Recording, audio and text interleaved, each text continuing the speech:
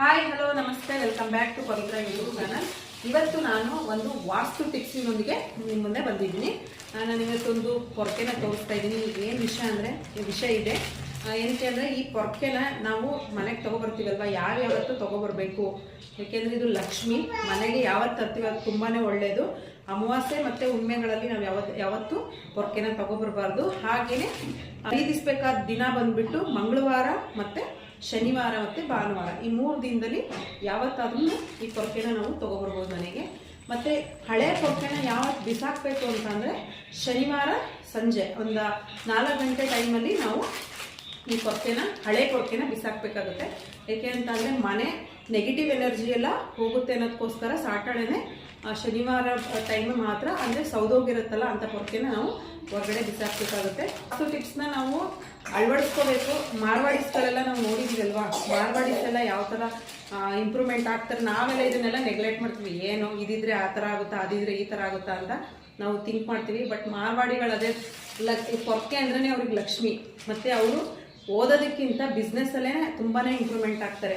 ಈ ದೀಪಾವಳಿ ಹಬ್ಬಗಳಲ್ಲೆಲ್ಲ ನಾವು ನೋಡಿರ್ತೀವಲ್ವಾ, ಅವ್ರು ಎಷ್ಟು ಪೂಜೆ ಮಾಡ್ತಾರೆ ಲಕ್ಷ್ಮಿಗೆ ಅಂತ ಅಂದರೆ ತುಂಬಾ ಭಕ್ತಿ ಇಟ್ಕೊಂಡು ಪೂಜೆ ಮಾಡ್ತಾರೆ. ನಾವುಗಳು ನಂಬಲ್ಲ ಅಷ್ಟೇ. ಮತ್ತು ಪೊರ್ಕೆನ ತುಳಿಬಾರ್ದು, ದಾಟಬಾರ್ದು, ಮತ್ತು ಯಾರಿಗೂ ಕಾಣೋ ಥರ ಇಡಬಾರ್ದು. ಕಿಚನಲ್ಲಂತೂ ಈ ಪೊರ್ಕೆನ ಇಡಲೇಬಾರ್ದು.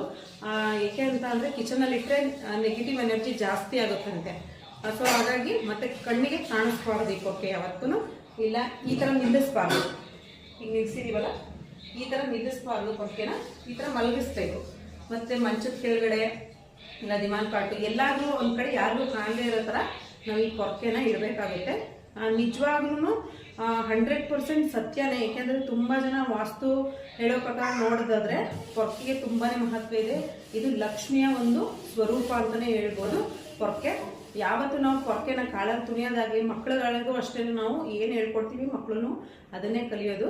ಸೊ ಪೊರ್ಕೆನ ಯಾವತ್ತು ತುಣಿಬೇಡಿ. ತರೋ ದಿನ ಬಂದು ಮಂಗಳವಾರ, ಶನಿವಾರ ಹಾಗೆಯೇ ಭಾನುವಾರ ಪೊರ್ಕೆನ ಖರೀದಿಸಬೇಕಾಗುತ್ತೆ. ಮತ್ತು ಬಿಸಾಕೋದಾದರೆ ಶನಿವಾರ ಮಾತ್ರ 4 ಗಂಟೆ ಮೇಲೆ ನಾವು ಈ ಪೊರ್ಕೆನ ಬಿಸಾಕಬೇಕಾಗುತ್ತೆ.